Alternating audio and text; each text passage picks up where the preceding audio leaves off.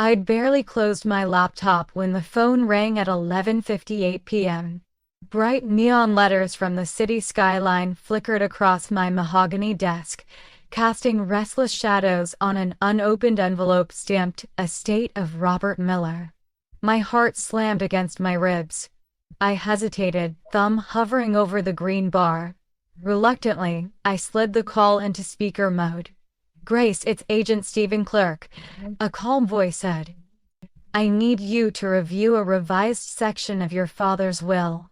My mind spun. 2 weeks ago, I sat with Benjamin Harris to sign those final documents. Every clause had felt settled, and yet here I was, shaken at midnight by words I couldn't recall reading. A cold knot formed in my stomach as I pictured that crisp leather portfolio. Inside lay the fate of everything my father built. Memories of summer mornings by the lake flashed before me, his warm laugh, the way he adjusted his tie, and that secret he never mentioned. My grip tightened on the phone. I knew nothing would ever be the same. I can still feel the gentle warmth of that summer morning when the first rays of dawn slipped through the tall, mullioned windows of our lake house. The scent of freshly brewed coffee, rich, nutty, and just a touch smoky, wafted from my father's white porcelain mug as he leaned over his desk, absorbed in the first draft of his upcoming memoir. I was only 7, but I perched on the high stool beside him, legs swinging as I watched every deliberate stroke he made with his fountain pen. "Grace, what do you think of this line?" he asked, tapping a neatly typed sentence. My small voice read it aloud. "Sometimes, the things we inherit are not the things we expect."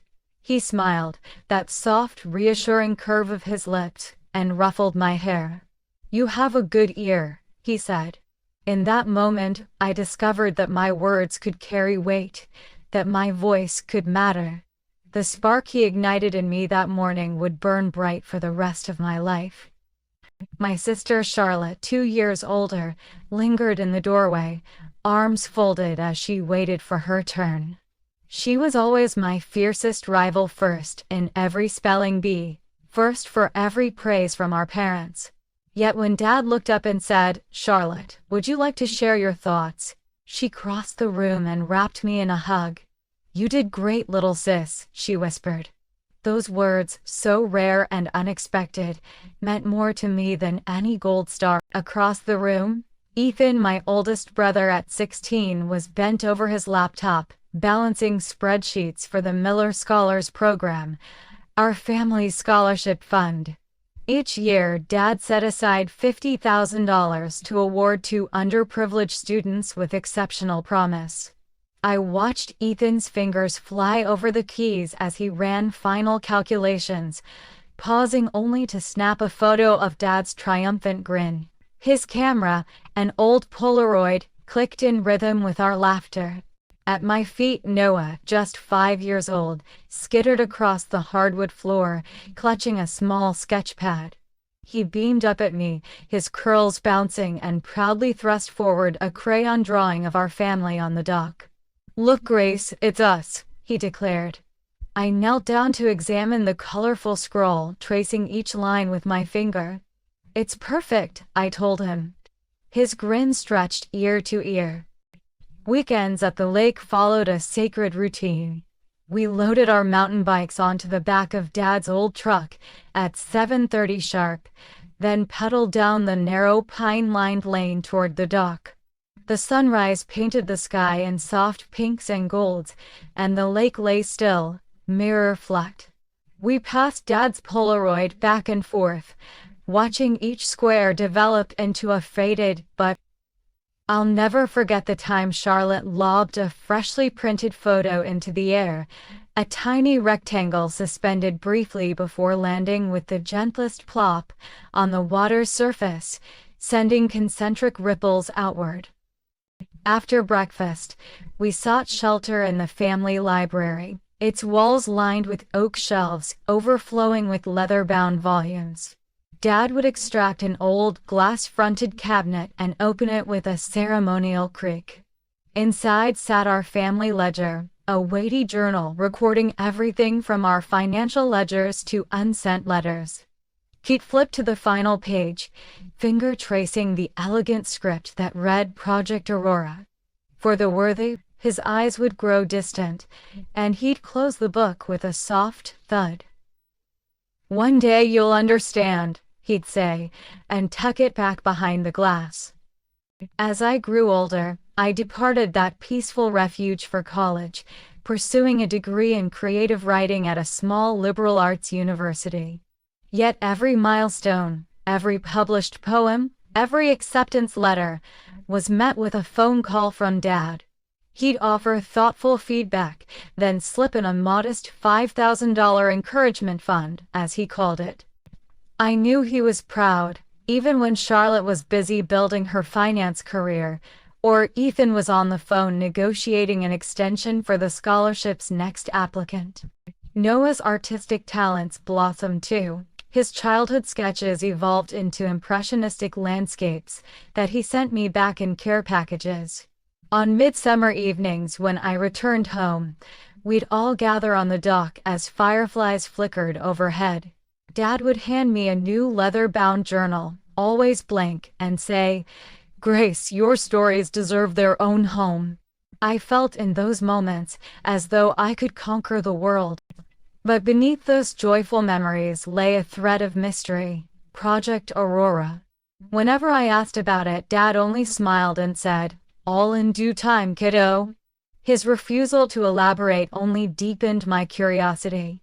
I imagined everything, from a secret family venture to a hidden philanthropic legacy. Now standing in the crisp folds of my father's will, each memory floods back. The soft hum of the old Polaroid, the comforting aroma of coffee, Charlotte's rare embrace, Ethan's proud snapshots, Noah's bright-eyed sketches. Those moments formed the foundation of who I am, a writer, fueled by familial love, resilience, and an unshakable belief in possibility.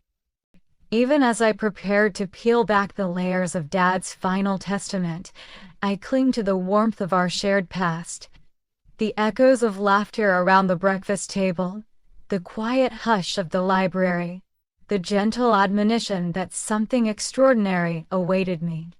Those recollections will guide me through the uncertainty ahead, reminding me that whatever lies hidden in Project Aurora or buried in the fine print of a will, the true inheritance of Robert Miller was never his wealth, but the stories, hopes, and unwavering devotion he passed on to each of us. I'd barely recovered from that midnight call when the first unsettling clue appeared.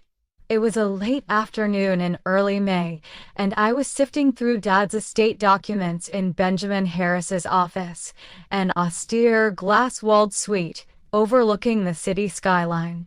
My fingers paused on a page marked Exhibit C. Allocation schedule, where I noticed an entry that made my heart stumble. Under primary beneficiaries, my name was followed by Charlotte's and Ethan's, standard, but beneath a separate header, contingent beneficiary. Project Aurora Fund, sat the name Abigail Carter, with a designation of 15% of the total estate. I looked up at Benjamin's impassive face. "Who is this Abigail Carter?" I asked, voice tight. Benjamin adjusted his glasses. "Your father amended the will 3 months ago. He designated Abigail Carter as contingent beneficiary for that portion." He tapped the document. "She's listed as your father's longtime colleague in some philanthropic venture." Philanthropic venture. My voice cracked. I ran through every memory of Dad's associates, none matched. I'd never heard the name.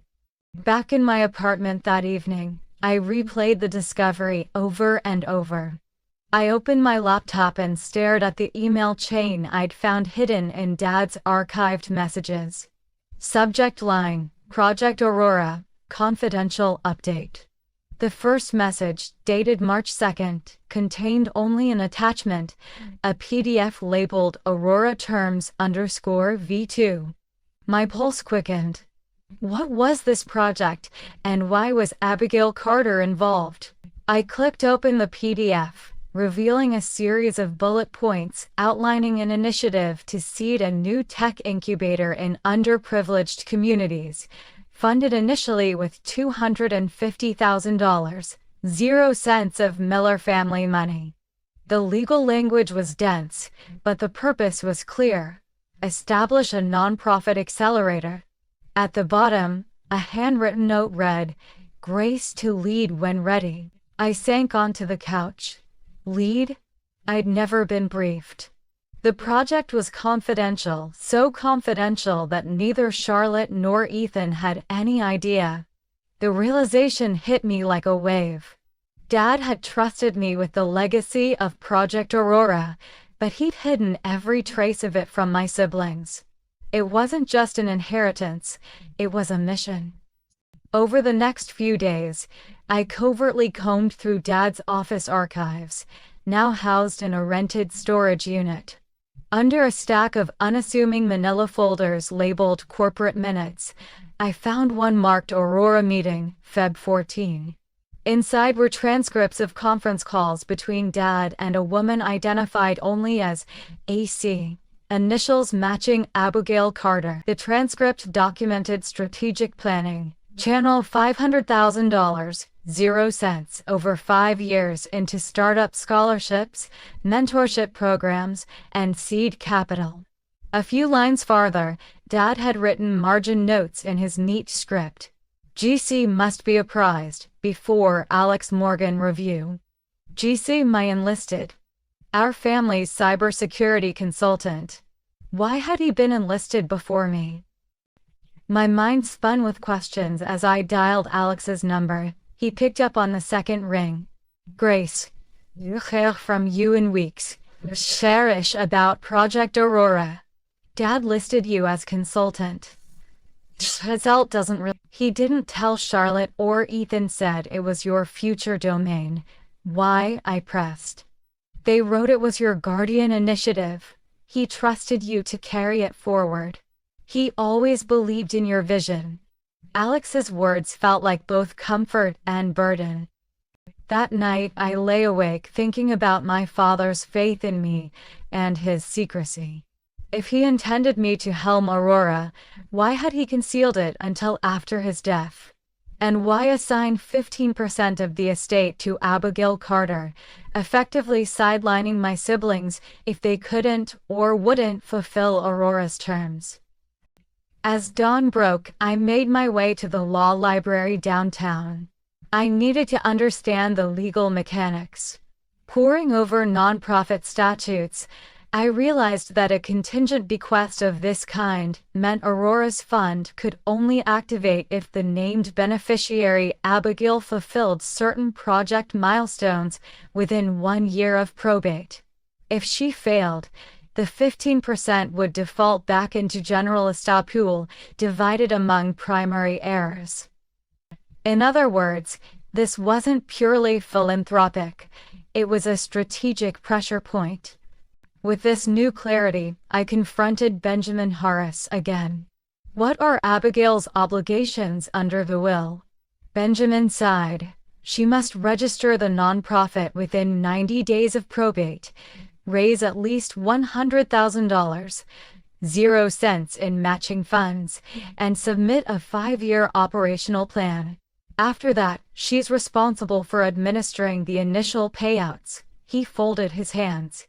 If she failed, that portion reverse. My thoughts drifted to Abigail Carter herself. Who was she?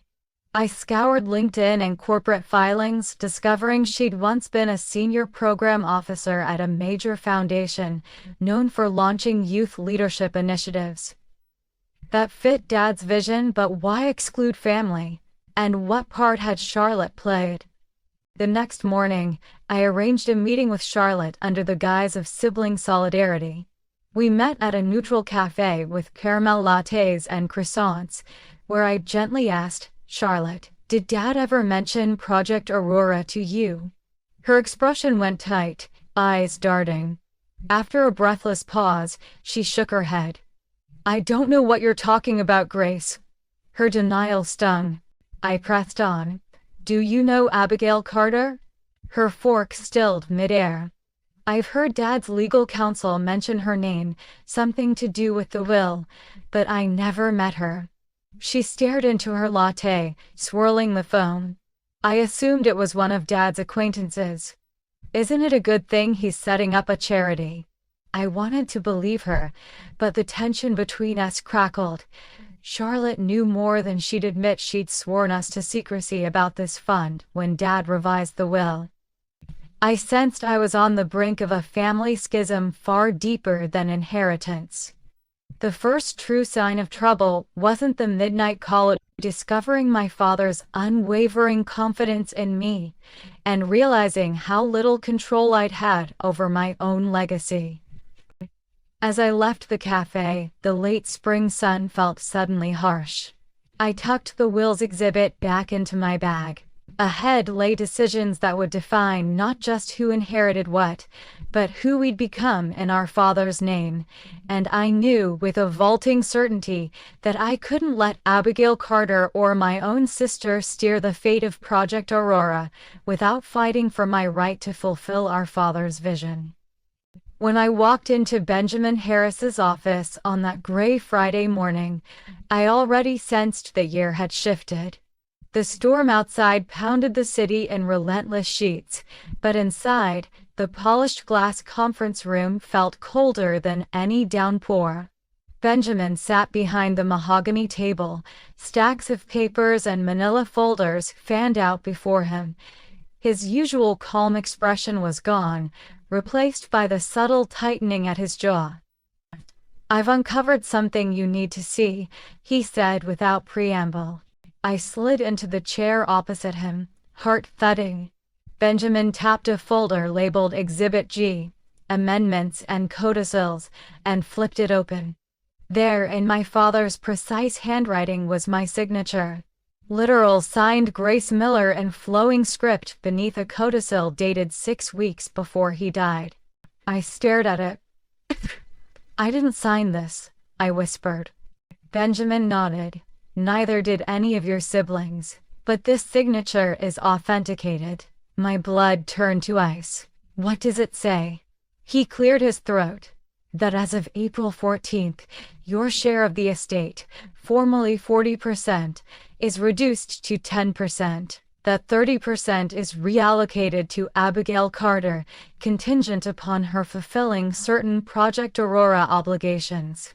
I closed my eyes. Charlotte. Only she had motive, access, and the relentless drive to tweak every document to her advantage. I put my hands over my face and replayed every meeting with her in the weeks after Dad's passing. Her sly smiles, her pointed questions about the will, her visits to the law library when I was out of town. I lifted my head. "She forged it," I said, voice raw. Charlotte forged my signature. Benjamin passed me another folder. "There's more. We obtained digital logs from the notary's e-filing system. Here." He highlighted a timestamper. April 14, 2025 to 2:17 p.m. Next to it, a digital submission flagged as amendment to last will and testament.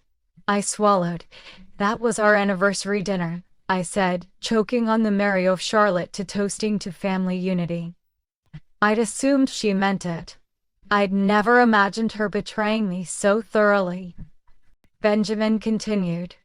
"The IP address used belongs to a device registered under Charlotte Miller's corporate account. We cross-checked CCTV. She was at the law firm that afternoon, alone in the notary wing for 27 minutes. My breath hitched. 27 minutes was all it took for her to strip me of my rightful inheritance. I stood, vision blurring with tears and rage. He handed me an envelope. Inside were printed chat logs between Charlotte and Abigail Carter. Dated early April, their messages outlined a precise plan. "Charlotte, you'll need proof of registration for the nonprofit by May 1. I'll file doc amendments next week. Abigail, understood. $200, 0 cents K wired today to Aurora Trust. Charlotte, good. I'll handle inheritance allocations afterward.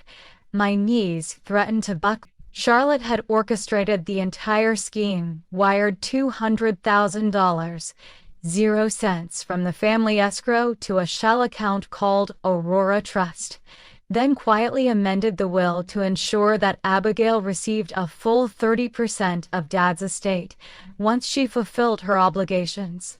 My siblings had held my trust for granted. I slammed the folder shut. She stole from me, from all of us. My tears fell freely now, but beneath them burned the fiercest determination I'd ever felt. Benjamin rose. We can challenge the codicil. We have evidence of forgery, undue influence, and financial misconduct. But you must act quickly. Abigail has until May 15 to complete her registration, and Charlotte will argue that her modifications reflected your father's true intent. I grabbed my coat. Then we'll go to court. My voice was steely. We'll expose her for what she is. That afternoon, I confronted Charlotte at our childhood home, the sprawling lake house that had been the epicenter of our family's happiest memories. She answered the door in a crisp suit, looking every bit the poised finance executive she'd become. Rain droplets rimmed her hair like jewels. Grace, she said smoothly. I didn't expect you so soon. I stepped inside, flooding the foyer with evidence of my arrival. Benjamin's printed exhibit, the notary logs, the chat transcripts. Charlotte's cool veneer cracked. This isn't a misunderstanding, Charlotte. You rewrote Dad's will. I watched her face blanch as I laid out every damning detail. You forged my signature. You diverted $200,000, 0 cents to the shell company. You gave Abigail Carter 30% of Dad's life's work. She inhaled sharply. You don't understand. Dad trusted us, me, to protect his legacy. Project Aurora was never supposed to go to someone outside the family. I shook my head. Dad explicitly named Abigail as trustee if she met her obligations. Everything you did was to ensure your plan succeeded first. I felt bile rise. You never meant to share control. Charlotte's eyes glistened, not with tears but with cold fury. You were too soft, always writing your poems, dreaming your dreams. I was the one who built the scholarship fund, who negotiated every corporate partnership. I'm the one who works. I honor that, I said, voice trembling, but not at the expense of honesty. Dad believed in Project Aurora because he believed in me, and in Abigail's ability to execute a nonprofit. He never wanted you to hijack his will for your own gain. She stepped back. You really think this is black and white, that you have the moral high ground? I did what had to be done to protect our family's interests, maybe. But not mine or Ethan's, or Noah's. You betrayed every one of us. Silence stretched. Then Charlotte reached into her pocket and produced a flash drive. If you want the full story, read this. Everything is on here. I hesitated, then took it. As I turned to leave, she called softly, Grace. I paused at the door. What? Charlotte's voice was uncharacteristically vulnerable. I did it for us. Don't make me regret it completely. Her words hung in the humid air as I stepped out, rain-soaked in. I knew what I had to do. Take Charlotte's betrayal into the light of day, gather every bit of proof, and reclaim not only my inheritance, but my father's legacy. The battle lines were drawn, and I would not rest until justice was served, no matter how devastating the fallout. I woke the next morning to the relentless hum of my phone, unread texts, voicemails, email alerts demanding my attention. Instead of strength, though, I felt hollowed out. My limbs ached as if I'd been carrying the weight of the world on my shoulders all night. I lay in the darkness, the early sunlight filtering weakly through the blackout curtains, and let the tears come. By mid-morning, I staggered downstairs to the kitchen, hoping the ritual of coffee might steady me. I poured a cup of dark roast, $4.50 from the artisanal cafe down the street, and took a sip that barely registered. I stared at the leather-bound journal Dad had given me last summer, the one he embossed with my initials. Its blank pages mocked me. How could I write anything when every line felt like betrayal? My phone buzzed again. It was Benjamin. Grace. New forensics report confirmed Charlotte's device signature on the filing portal. We need to discuss legal motion by 2 p.m. Even the font looked accusing. I slapped the phone face down on the counter, making it skitter across the marble. My heart pounded. I couldn't face another meeting, another strategic conversation where each word reminded me of Charlotte's calculated treachery. I retreated to my bedroom, collapsing onto the plush rug. The house felt cavernous without my siblings around. The last time we'd all been under this roof, we'd laughed until our sides hurt, chasing fireflies at dusk. Now, every creak of the floorboards sounded like an accusation. I pressed my hands to my ears, trying to block out the world. Hours passed in a blur. At some point the sun shifted overhead, and I realized I'd lost track of time. My stomach growled, but the thought of cooking felt insurmountable. I rummaged for something quick and found a granola bar, $1.25. I ate it in 3 bites, crumbs scattering across the rug. The sweetness was cloying, the texture gritty. I spat out the last bit into my palm and tossed it aside. I curled into a ball, hugging my knees, and let the tears soak the carpet. Each sob shook me to my core. I thought of Dad's voice, calm and patient, guiding me through every doubt. He would never have sanctioned this. He would have never signed a codicil that slashed my inheritance. The injustice of it all broke something inside me. By late afternoon, exhaustion overtook me.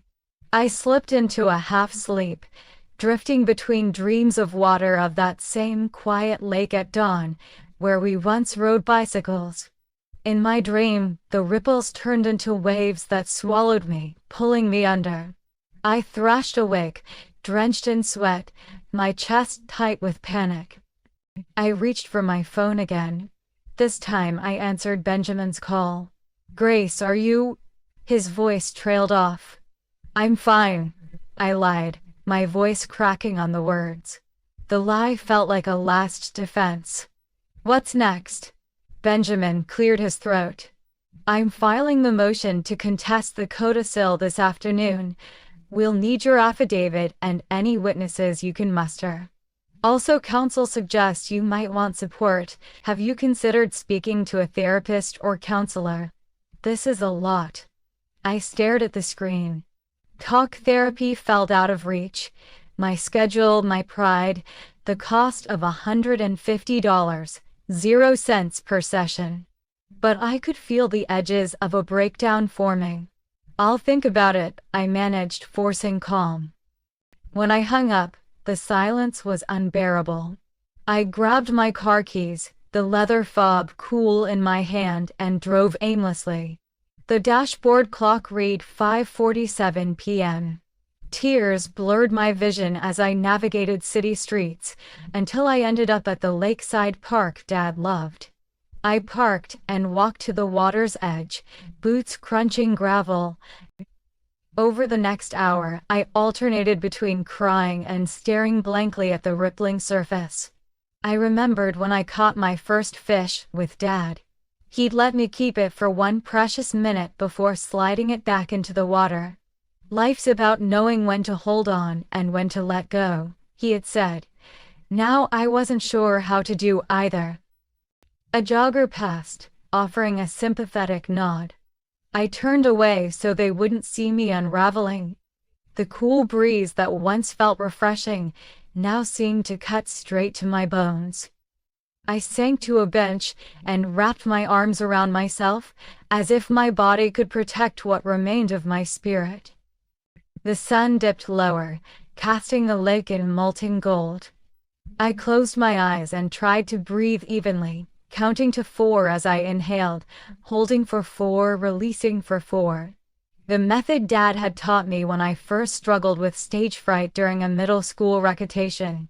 My pulse slowed marginally, but the ache in my chest lingered. I didn't leave until the street lamps flickered on. By then, I was numb, the fog of grief and anger settling into a dull ache. I climbed back into my car and drove home, the city lights passing in a blur. I didn't check the rearview mirror. Once inside, I collapsed onto the couch, hugging a throw pillow that still smelled faintly of lavender from my yoga mat. I texted Ethan. Need to talk. Not about the will. About everything. Call me when you can. My thumb hovered over the send button before I pressed it. It was the first outward reach for help I'd made all day. Night fell, and the house grew silent except for the creaks and whines of old pipes. I lay on the couch, fully clothed, and stared at the ceiling. Memories of laughter, Charlotte's teasing, Ethan's booming jokes, Noah's excited squeals played like a broken record. They taunted me, reminding me of what was lost, not just the estate, but the trust, the bond, the sense of safety I once took for granted. As I drifted toward unconsciousness, I realized that tomorrow would demand my strength. I'd have to stand in court, facing my sister, airing our family's darkest secrets in front of strangers.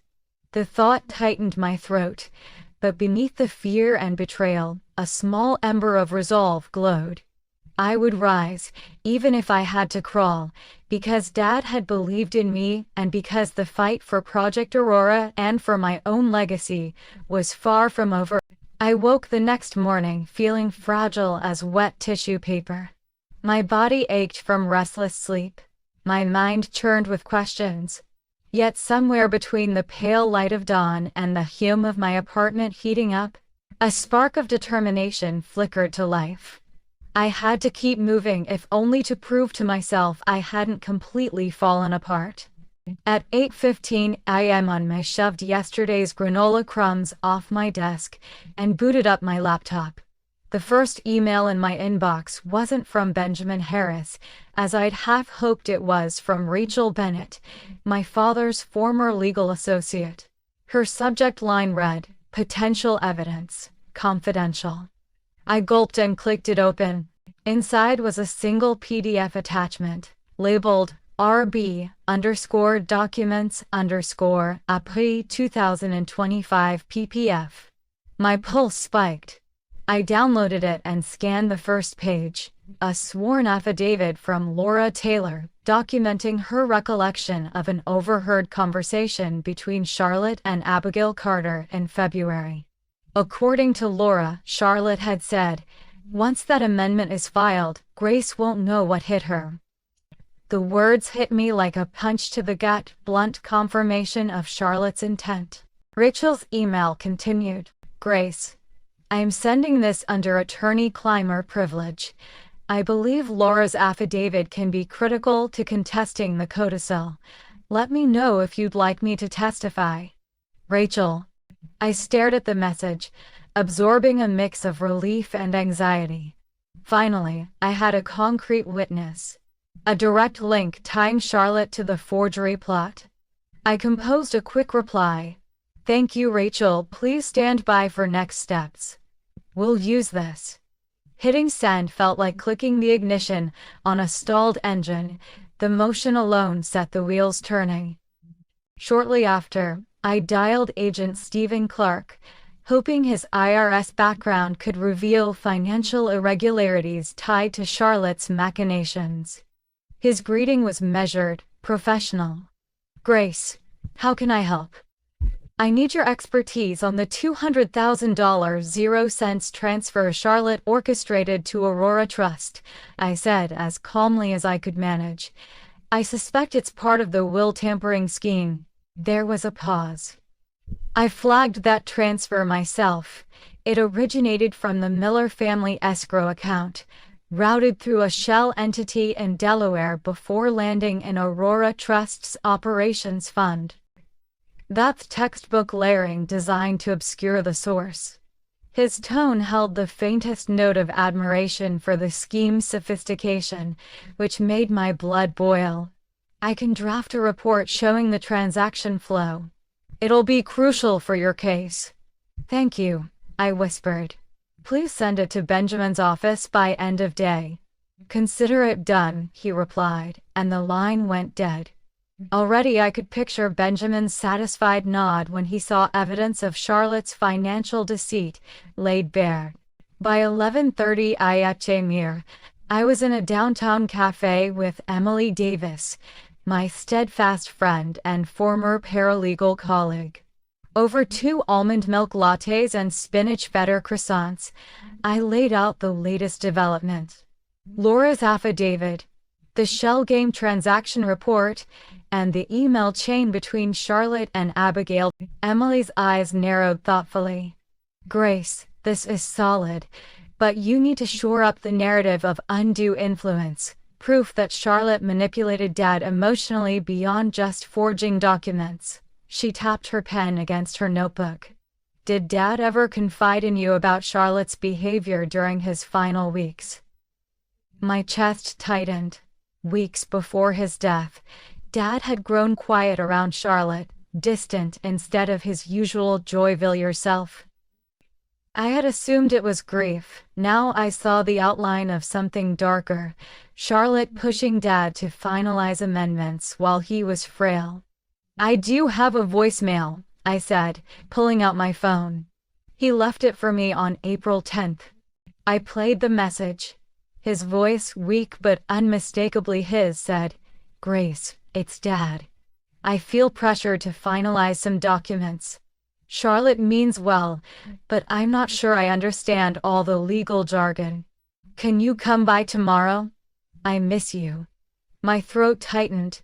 The plea hung between us, proof that he wasn't of sound mind when he signed whatever amendments Charlotte conjured. Emily scribbled furiously. This is perfect, she said. A gentleman's affidavit saying he was of unsound mind due to Charlotte's coercion will bolster undue influence claims. Get a formal transcription. Then file it with the pleadings. We spent the next hour drafting a succinct summary to give to Benjamin, the voicemail transcript, Laura's affidavit, and Agent Clark's transaction report. By the time we stepped back onto the sidewalk at 1:05 p.m., a plan was coalescing. My phone buzzed again. This time a text from Alex Morgan, our family cybersecurity consultant. Grace just audited Charlotte's communications, found encrypted Slack messages where she says, "Need to keep Dad distracted while I file codicil. I can decrypt and send screenshots." I exhaled, a breath I didn't realize I'd been holding. 3 separate threads of evidence: witness testimony, financial forensics, and digital correspondence. I texted back, "Please send everything to Benjamin with a copy to me." By 2:15 p.m., I was back in Benjamin Harris's office, armed with printed packet. He spread them across his desk, reviewing each item with a keen eye. "Remarkable work, Grace," he said, tapping Laura's affidavit. "This is persuasive proof of undue influence. Combined with the financial report and Slack messages, we'll file a multi-pronged challenge." He straightened and exhaled. "You've turned your darkest moment into your strongest defense." For the first time in days, I felt the ember inside me blaze into a small flame. I nodded, my voice steady. "Thank you." "What's the timeline?"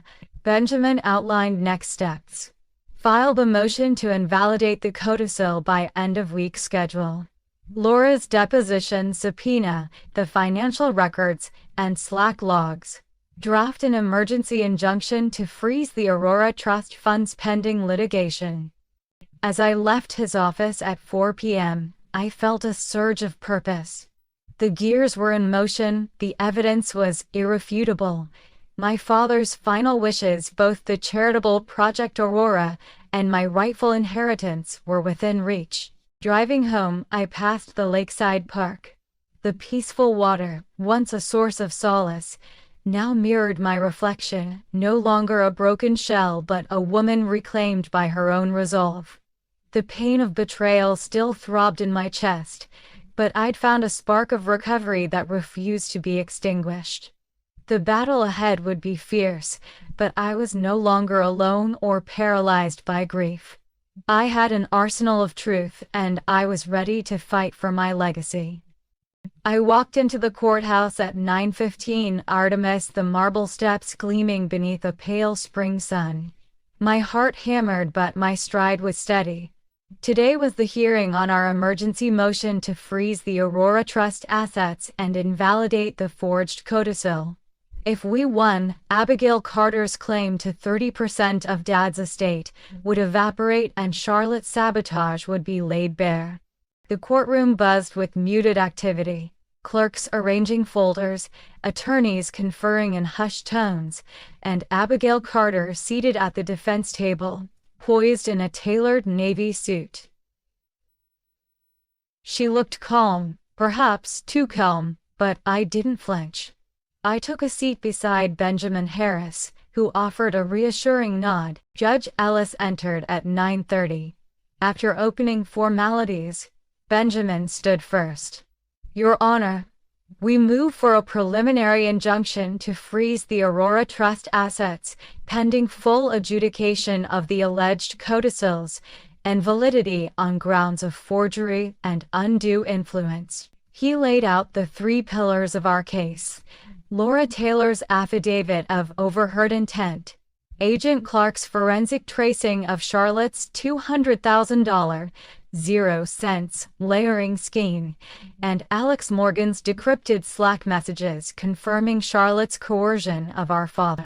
I watched Abigail's attorney, Ms. Lopez, scribble notes. When Benjamin sat, Ms. Lopez rose. Your Honor, these allegations are unsubstantiated. Ms. Carter is an innocent beneficiary named explicitly by Mr. Miller in his final will. The funds have been allocated for Project Aurora, a noble endeavor. Any challenge to the codicil is purely vexatious and designed to derail a charitable legacy. Her words sounded rehearsed, hollow. I felt a swell of righteous anger. Benjamin sat back down and our evidence was admitted. Judge Ellis thumbed through the binders. Ms. Harris, he said, addressing my counsel, I've reviewed the affidavit, the financial reports, and digital logs. I will hear from the witness, Ms. Taylor. Laura Taylor, a composed woman in her mid-40s, took the stand. Under direct examination, she recounted the shadowed February afternoon at Benjamin's office.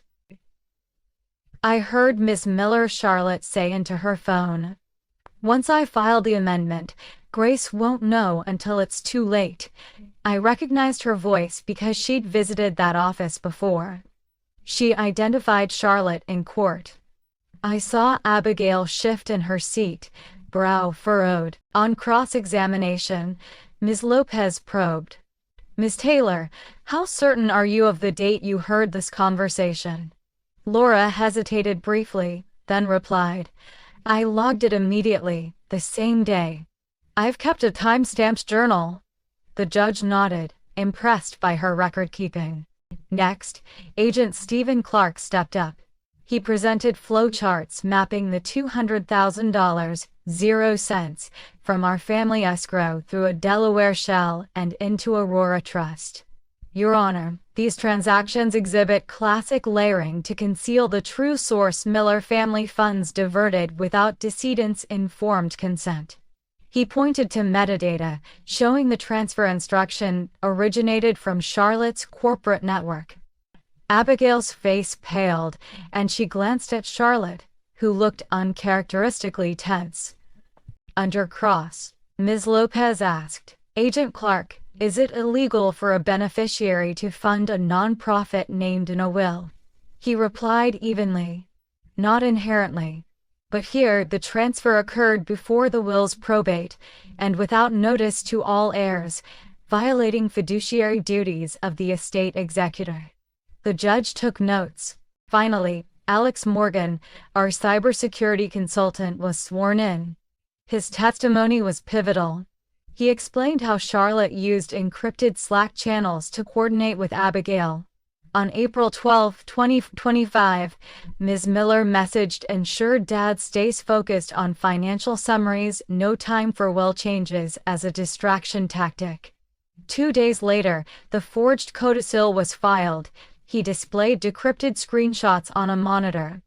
I recognized Charlotte's shorthand and Abigail's affirmative replies. Understood. Filing Monday. The entire courtroom gasped. Ms. Lopez tried to discredit the screenshots as manipulated, but Alex demonstrated his hashing methods and chain of custody logs, proving authenticity. Even Abigail's attorney fell silent, her challenge collapsing under the weight of precise technical proof. Judge Ellis leaned back. "I have heard compelling evidence of forgery, undue influence, and improper asset diversion." He fixed his gaze on Abigail and Charlotte. "In light of this, I grant the preliminary injunction freezing the Aurora Trust assets pending full trial. Furthermore, I find a credible showing that the codicil may be invalid. The court will expedite this matter." He banged his gavel. A surge of relief washed over me. I exhaled a breath I hadn't realized I'd been holding. Charlotte's shoulders slumped. Abigail cried out softly, "Your Honor," but the gavel cut her off. I caught Emily Davis in the gallery, her eyes bright with tears of triumph. Outside the courtroom, the spring air felt electric. Reporters snapped photos, but I navigated through the crowd with Benjamin, intent on reaching Charlotte. I found her under the courthouse portico, pacing. She looked up, her expression a mix of shame and defiance. "Grace," she started, voice raw, "you don't understand. I did it for you." I squared my shoulders. "No, Charlotte, you did it for yourself. You used Dad's legacy as your personal plaything." My voice cracked, but I forced calm. Today was a victory for truth and for Dad's real intent. To entrust Project Aurora to someone he believed in, not someone who'd manipulate him at his most vulnerable. She looked at me, tears glistening. "I thought I was protecting the company. I thought you'd ruin it." My throat tightened. "By stealing from your sister. From your own family. You lost sight of what mattered." I paused. "But this fight isn't over. There's still probate, the full trial, and proving the forgery permanently. I hope you'll cooperate." Charlotte's eyes brimmed. She nodded slowly, defeated. "I'm sorry, Grace." I exhaled and extended my hand. "Then start by coming clean. We'll work through this together if you choose to." She took my hand, her grip trembling. In that moment I felt the promise of a different legacy. One where family could rebuild trust through honesty, not subterfuge. As I walked away, I glanced at the courthouse steps. The tables had turned, from accused to vindicated, from despair to determination. Project Aurora's funds were secure for now, and the path was clear to honor Dad's vision. The real battle ensuring justice in probate and rebuilding our family's bonds lay ahead. But standing in the crisp spring light, I knew I had reclaimed my father's legacy and my own future. I still remember the first time I met Jonathan Brooks, our family attorney. It wasn't in a polished conference room but in Dad's cluttered home office, late one stormy night. He slipped in through a side door, laptop in hand, and immediately logged into the Miller Estate server. "Your email has been compromised," he told me, voice calm but urgent. Within minutes, he traced the breach to a sophisticated phishing campaign aimed at siphoning off hundreds of thousands of dollars. He neutralized it, changing every password and sealing off the attackers before they could siphon a single cent. Dad called it Jonathan's midnight miracle. Years later, when Charlotte's scheme threatened our inheritance, Jonathan quietly provided me with redacted logs, proving her unauthorized access to the e-filing portal. He never sought recognition, just nodded when I thanked him, tapping his temple and whispering, "Always check your archives." Jonathan's role in our family extended beyond legal counsel. He once organized a surprise birthday reunion at the lake house, coordinating travel for relatives scattered across the country. He rented a drone to capture aerial photos of the celebration, then compiled them into a leather-bound album embossed with the Miller crest. Even Charlotte admitted it was the best surprise Dad ever had. On a lighter note, I've held on to an old thread of text messages Charlotte and I exchanged during our freshman year at university. She'd just landed an internship at a finance startup, and I was pacing the dorm hallway, wrestling with writer's block. I texted her, "Deadline tomorrow and I have nada. SOS." She replied almost instantly, "LOL. Try coffee and trapdoor journaling." I asked, "What's that?" She quipped back, "Write the worst possible sentence, then trap it in a drawer. Your next draft can only improve from there." I laughed, tried it, and ended up with my first published op-ed piece 2 weeks later. That memory reminds me how collaboration and playful competition shaped our bond before betrayal drove us apart. It also hints at a lesson Dad always echoed: innovation often arises from chaos. Between Jonathan's digital heroics and Charlotte's offbeat writing prompts, I learned that solving crises and sparking creativity aren't as far apart as they seem.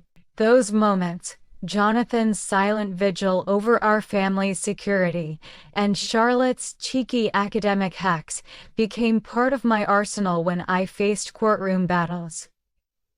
They taught me that resilience often hides inside stories, waiting to surface when the real drama unfolds.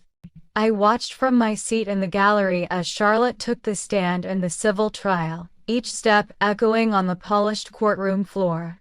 Benjamin began the cross-examination at 9:15 a.m., his calm voice a stark contrast to the storm of evidence we'd amassed.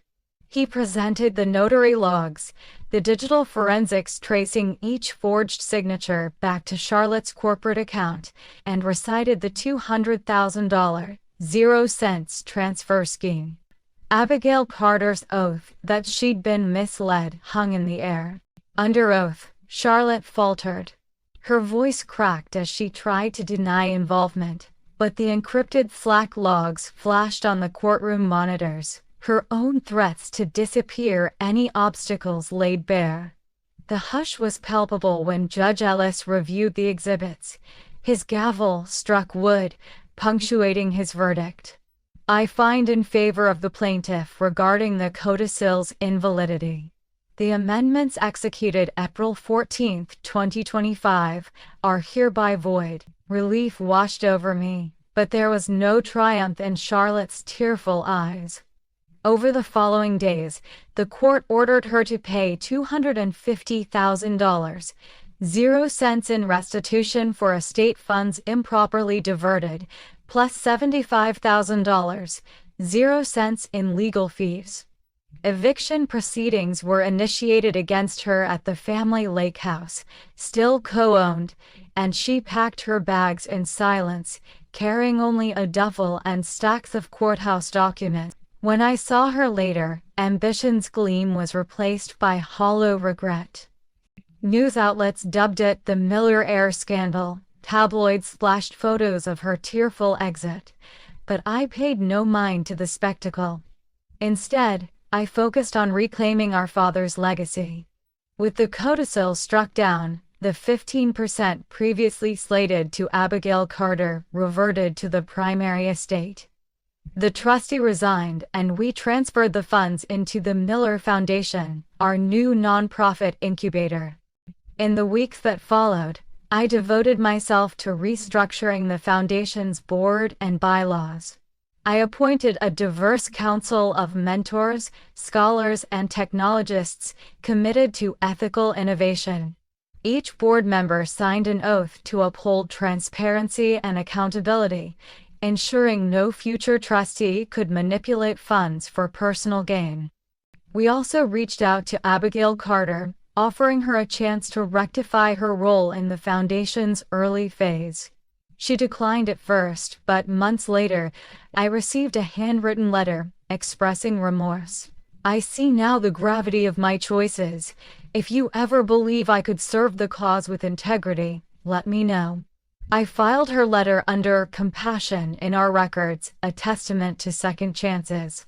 By the end of the first year, the Miller Foundation had awarded $120,000, 0 cents in seed grants, to 5 startups led by underrepresented entrepreneurs. We'd partnered with tech incubators across Austin, Detroit, and Newark. Our flagship accelerator program offered mentorship, workspace, and an additional $50,000, 0 cents per venture. Standing at the gala unveiling our first cohort, I raised a crystal glass in tribute to Dad, to integrity, resilience, and our founder's legacy. I toasted. Applause rang through the hall. As I locked eyes with Charlotte, seated quietly in the back, I saw acceptance flicker in her gaze. In that moment, Charlotte's downfall felt like the catalyst for a stronger, more principled foundation. The path ahead would demand collaboration, forgiveness, and vigilance. But with each step, we honored the true spirit of Project Aurora, a vision of innovation grounded in trust and communal uplift. Standing in the sunlight of our father's refurbished study that afternoon, I finally let myself breathe, without the weight of deceit pressing on my chest. As executor Benjamin Harris handed me the finalized court documents, I felt a profound shift. The estate was settled, the forged codicil voided, and Project Aurora's assets returned to the rightful pool for distribution. 12 tumultuous months of betrayal, courtroom drama, and emotional upheaval culminated in this moment of grace and clarity. I gathered my family in the same oak-paneled library where Dad once read his handwritten letters aloud. Charlotte sat to my left, shoulders squared with remorse rather than defiance. Ethan and Noah flanked us, their faces a mixture of relief and guarded hope. Abigail Carter was there too, invited as the original beneficiary whose integrity I'd come to respect most of all. Her willingness to step aside once the truth emerged spoke volumes about her character. I looked around at the circle of familiar faces and spoke softly. "We stand here not merely as heirs to a financial legacy, but as custodians of a vision beyond mere numbers. A vision of meaningful innovation and communal uplift. Dad entrusted us with Project Aurora because he believed in our capacity to transform adversity into opportunity, to build something lasting in his name." Taking a deep breath, I disclosed the foundation's initial funding plan. The 15% previously earmarked for Aurora would seed the Miller Foundation with $1 million. Half of those funds, $500,000, 0 cents, would be allocated to seed grants of $50,000, 0 cents each, for 10 emerging entrepreneurs from underrepresented backgrounds. The remaining $500,000, 0 cents, would underwrite mentorship program, legal clinics for nonprofit startups, and technology workshops in underserved neighborhoods. I paused, feeling the weight of those numbers and the promise they carried. "First lesson," I continued, "is that integrity must guide every transaction." When Charlotte's misdeeds came to light, we saw how swiftly betrayal can corrode trust. But forgiveness proved its power. By acknowledging her apology, we preserved the family bond stronger than before. I met Charlotte's gaze. Second lesson: transparency is non-negotiable. All foundation meetings will be open record, with annual reports published online detailing every donation, every expenditure, and every outcome. Next, I turn to Charlotte directly. Your ambition, honed by your years in finance, can serve a greater purpose if channeled ethically. I hope you'll join our board as counsel for the scholarship initiative. Your acumen is invaluable when guided by honesty. She nodded, tears welling as she whispered, "Thank you, Grace. I won't let you down." Ethan then announced the launch of a research partnership with 3 leading universities, Stanford, MIT, and Howard, to monitor Aurora's social impact metrics, job creation, patent filings, community grants awarded, and economic ripple effect. Noah, clutching his tablet filled with digital art, offered to spearhead a youth art technology outreach program, blending creativity with code to inspire the next generation. Abigail Carter rose to speak last. Project Aurora means more to me now than any percentage of an inheritance ever could. I am honored to support its mission as an advisor and to help guide it with integrity. Her words sealed a new chapter, one of collaboration across former divides, anchored in shared purpose. As dusk settled, we raised crystal flutes, in Dad's memory and in celebration of fresh beginnings. I looked around at my siblings and friends, and felt the warmth of unity lifting us beyond past pain. The final lesson I vowed to carry forward was this: true legacy is not measured by dollars alone, but by the trust we earn and the lives we uplift. Dad's greatest gift was never his fortune, but the opportunity he gave us to craft something enduring out of hardship. That night, I retreated to my childhood bedroom in the Miller Lake house. I opened Dad's final journal entry, written in his familiar hand: "To grace under pressure, and the courage to do what's right."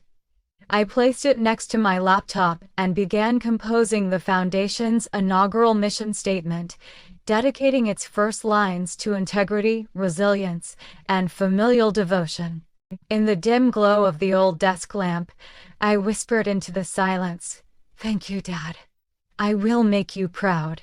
And I knew in that moment that this resolution was not an endpoint, but the true starting line for carrying forward his dream. Rooted in honesty, fueled by compassion, and guided by the unbreakable bonds of family and community.